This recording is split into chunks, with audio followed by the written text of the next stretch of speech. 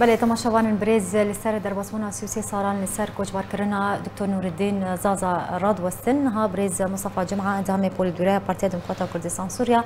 تبلي بولتنید بخیر هاتنا تتکم بريز مصطفى دسبيك دکر ترونا هي بخسر جيان كارو خباطه سياسيه دكتور نورالدين زازا كلام بك. بله دکتور نورالدین زازا وکسایتك نافدار بو براستی انسان کی تگشتی بو زانه بو گر زمان خوا و بلکی هر زمان کی دیجی انسان کی جبرد و وقتا کو بلکی لسوری گشی نبو هبو هکو هب سردستان دات جماعتن يعني شهادتك فلسفه جواكي سياسي وادا بريه لوزانه انسانك دوی وقتی دا بوی زانبونا هانه بوی عقل فرح براستی کرد پی سربلند بون مؤکد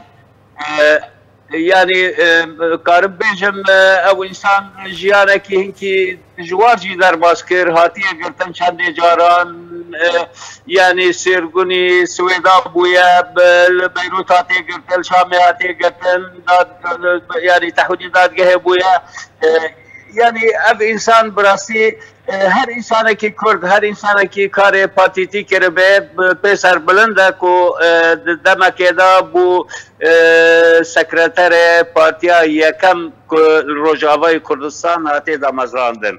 فنورالدین زازا جیانه کی براستی زحمت و بلکی نگل خوشی در باز کر ناب حوال خدا گرتن خدا لی دمینه انسان کی کو تاریخ پارتیا مدا او پارتیا یکم که هاتا دا مزراندن رولاوی گلکی گرینگ بو و خویایی بو وی انسانی پروگرام یکم زمان کردی وی نویسی وی چکریه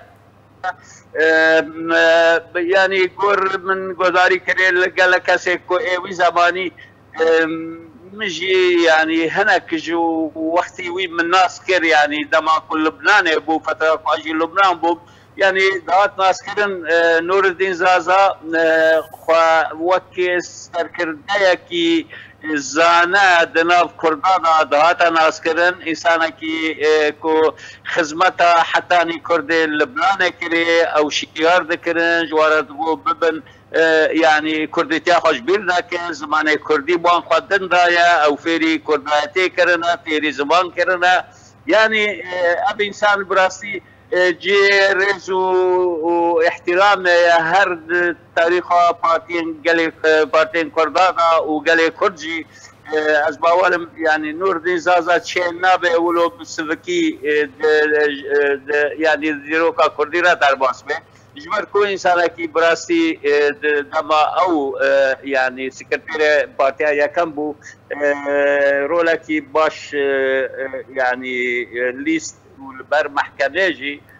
از باورم يعني تشتين كوي گوتبو وي نويسان هناك تهمت سر كردا كم كر وجاري كي يعني داخويا بيكرن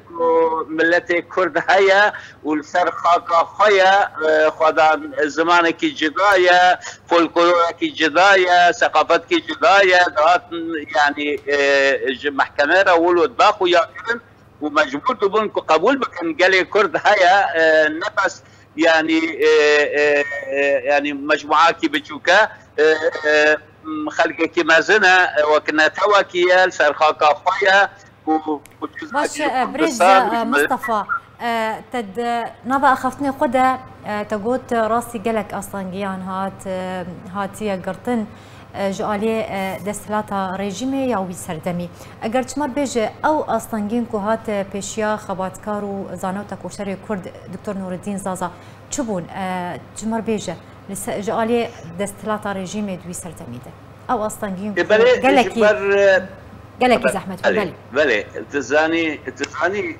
الرجيم يعني ترسكي مازن شيء وقتكو بارتيا يكم يا كردي هذا دا مزراندن وجبري ويش دكتور نورالدين زازا از باورم كومنكي جوانا چكربو دنگوي سياسي كي هات ناس كرن وقت إنسانك الزاند وقناقة هات ناس كرن فرجيم سوري وقت ترسك شيبو إنه يعني كرد دخازن دولت كي لروج آبا بكن ولو أف الجم رجيم هاتبو أو كرن سريوي دا ولو هاتبو شاندن إنه كرد نبس باتي كي جهتكن دعوة وقت كردستان كي دكن فجبولو هناكي أف نوردين زازا بلكي بيتر جبولو هاتا قرتن وسلكوني سويدا بو ادبن يعني بشتي دادگه کو اف نوردين افتشتانا زلال كرن بجم جنوه باهنكي يعني وضع بارتيجي وضع كرداجي هناكي بسبكاي او بو يعني وكي هكو بلانا كابا هكو هناك بريس ابانا سر كردا هناكي سبك بو نتيجة كو زانبونا او يعني برابانيا كشخورا كر وجبو قالي كرد دادگاه دا هیچ کو گلک رنگ باش سر کردا بیناس کردن و ایکو رژیم جدید ترسیه هنه کی بدور کرد فاستنگی ابونه براستی حتی نیز دم تاله وقتی کچویا ترکیه جاره کی دی یعنی انسان کی وقت دکتر نوردین زازا سکرتیر پارتی کی تاله عاجز بده و دبج پارتی خبر ده و بشه کردستان باکر أبيك يعني رنجك كردان ولو نخوشي يعني بريفا دبرن بالنسبة لي بالنسبة وضعي كردي طبعا از دور ناخم يعني ضغوطات الرجيم هبون يعني او قناقة سياسية هيك استنجيوه بربون اللي يعني نقلك ولو كيف خشبو نقلك ولو مرتاح بو يعني في وضع هاندش بو ولو شو لوزانه جادين يعني جيانا خاجي الور جدستا مخابن يعني لكن دمينه اف انسان جي سربلنديه بالنسبه لهر انسان كي كرد وهر انسان كي كار بارتي تكربه باش برز يعني تبحثا اصلا جنكو هات بيشياوي هروها تقوت راسي قالك في شارع جاليه دستلاتا رژیم دوی سردمه هاتبو تبحثا گرنگیا رولا وید دا مزراندنا یکم پارتی روجاوای کردستان یکر اگر ام بین لسر او بناغین کردایتی کو دکتور نوردین زازا دانی بون هاتن بجی کرن یانجی حتی ها تیم بجی کرن تا چرا ده یکی بجیبون لا والله ما خابن نها تبجي كرن يعني تزاني عقلك ابو روزين بيشتا دما كان دما زراندن اصلا قبل كان بارتي ديمقراطيه كردستان سوريا بشكل كي دو قناغ سياسي كردان جريك هذا ناس كرن وكي استنجي بتقاليد كردان يعني رولا دكتور نوردين ابو اسباورم هناك بمعقوليات هناك بدبلوماسيات هناك بسياسات في وقت شارسات بكن وتالي هاتا ناسكرن بارتي بنابي بارتي ديمقراطي كرد لسوريا دوي داميدا از يعني قرتشتين از تماما دوي لحظه يعني بتشوكوا ما هناك لكن تشتي كودورا ما ناسكر بالنسبة لدكتور نور الدين دهات قوتن انه نور الدين رنجك دبلوماسيتك كردان ب يعني عرب كردان نترسينه كرد خدان مافن لان خدان بارشابونا في ولاتينا جيانا كي هبش هبوي انا بين كرد وعربان بقصد بفلسطين كو يعني اضطرار زيان نجم كردان روجي بيشتا فهناك بمعقوليات يعني از نابلذكم او معقولياتها ووقتها هاتا خاصن كرد ند استكي وك ايرو دابون كرد نقلك ولو ناسكيري بون دوار سياسات وكوانكي كردان الدربة والنافرنتو يعني افتشتانات كيم بون بالنسبة لكردان دوي دما هذا يعني شخصك وقت نور الدين اسبابهم درمانه و زماني بو ودكاري بو باش کو بمشاندن دوی وقت دا او دخل يعني نور الدين او دخست بتوني بتاع وبور رنگي كان جی ریزه بود ناباله خود چیز از باورم یعنی کسی که جاره که دروی دارانه بویا من کی وقت من گوت یعنی ایسان در و خواند جیانا جه نکل در و در باز که رنگ کی دموکراتیت بیت ابو دخست یعنی پارتی فعلا رنگ خوی دموکراتیت اینه نه مجرد گوتم به شيء نابه يعني حزبك ناب الحق بارتي ديمقراطي لديكتاتوريات ذهب ونخشيت ذهبن وقال عبالي خنا عبالي خنا كان زازا جفي وكلك عاجب بود يعني قدام ديمقراطي بن قدام استفادة كان شباب كل زمان هاتي بشتي جنگا كجان وفروا زادي أوروبا همو بن دولتين ديمقراطي أو رنجكو كاد خب كان رنجك دبلوماسيتك مقبول كراسي الديمقراطية اللي به هناك زابون هبكو إدارة وضع كردي رنجي وقوة وقته برز مصطفى داوين برسيار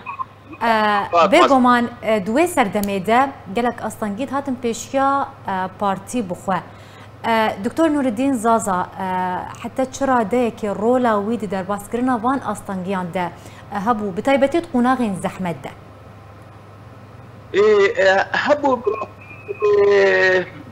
يعني ما مستحمل جارك دقو هناكي جدروا عاجز دبوج هلا هنكي عاجز بوج يعني تشتد هات وتن اتفاق ترشي دبو تماما هبالي ودم يعني فابنديا وان الجور يمكن بريار وتشتي كهبون فابندي وين نزعت هبالي او جي عاجز دبو اساسا بلكي ابا جانب رئيسي دركتنا ويج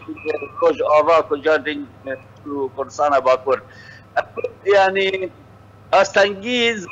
ريداينا هناك قناع سياسي او وقت يعني وقت وضع كردي قشي همو نقش بوبو يعني شورشا باشور هين نبو وضع كردي بريوه بما چند ساله کی نزدیک دولتا ما بعد تکشو وضع کرد همو يعني ولو نخوش دات ناس کرن طبعا ناف دولتي بالنسبه كردان جبر كل دولتين دورة كردستان وقت تركيا وقت عراق وقت سوريا وقت ايران عالم خارجي مجبور بكو بيواندي خال قال دولتها بكن قال ملته وبارتيها بكي فهذا جزء استنجي كدوات بيشا نبس دكتور نوردي يعني البيشا بارتين كردون كردان نكاربو برنج وقدهات خاصة وقتها بكاربن ويكارب رباب. بله زور سپاس جبو میوانی مبرز مصطفى جمعة انزامي بول برای پارتی دموکرات کردستان سوریا لسروی بجارت میوانی ما بوگلکی سپاسیاتت کن.